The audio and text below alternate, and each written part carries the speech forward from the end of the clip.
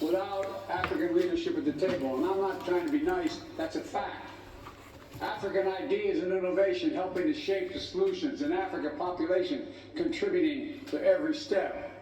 So the only question when I took office was not if we'd host another U.S.-African Leadership Summit, but when. My administration's engagement with Africa and the priority we place on these relationships began on day one. We've been working steadily with regional diplomacy and investments to demonstrate our commitment.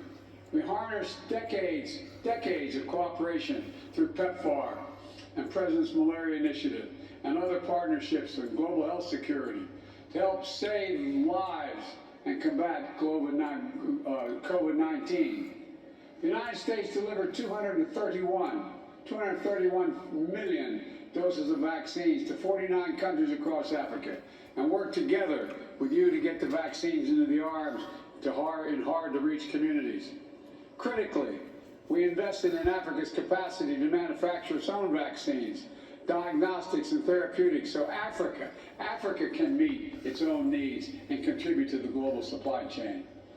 And even as we work to end COVID-19, we continue building stronger health systems and institutions and accelerating efforts to achieve universal health coverage, to make sure we're better prepared to tackle the health challenges, including the next pandemic, and there surely will be one.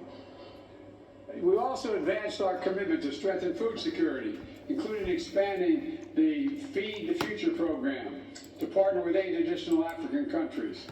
And I'll be speaking more tomorrow about this effort to both address the immediate food crisis and strengthen the food system in Africa for the long term. We're taking on climate crisis, prioritizing not just energy transition in America, but in nations of all of Africa, and meeting the urgent needs of countries to adapt to the climate impacts that are already here. Just last month, I traveled to COP27 in Egypt, where I announced $150 million in an effort to support adaptation efforts in Africa, a down payment of my commitment to provide $3 billion annually to global adaptation efforts for 2024.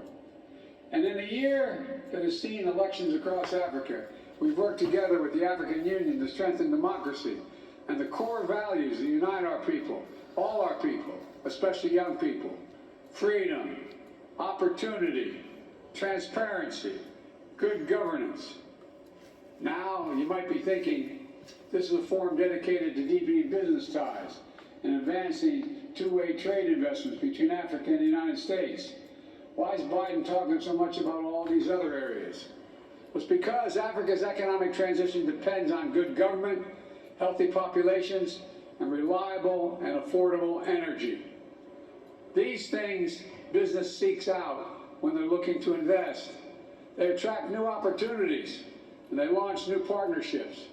And the United States is committed to supporting every aspect of Africa's inclusive growth and creating the best possible environment for sustained commercial engagement between African companies and American companies.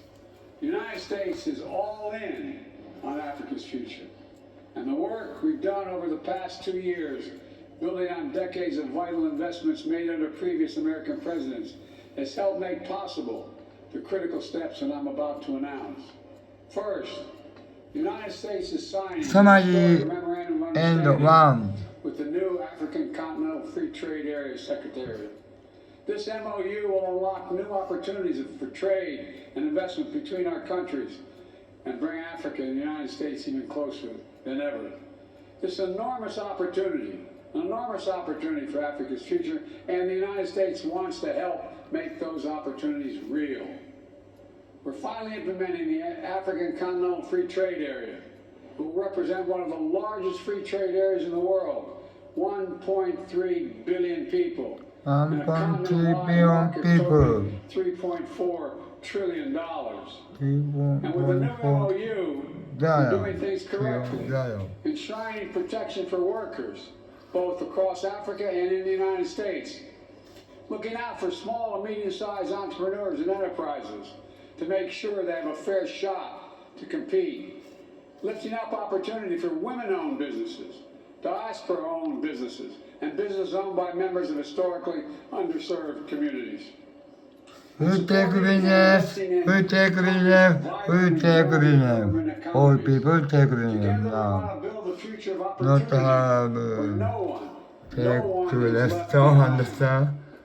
Second, we're investing to Second, facilitate greater reach and after training with continue this other thing, okay? This other thing, Challenge Corporation this other signed its thing, first ever okay, regional transport bye. compact with a government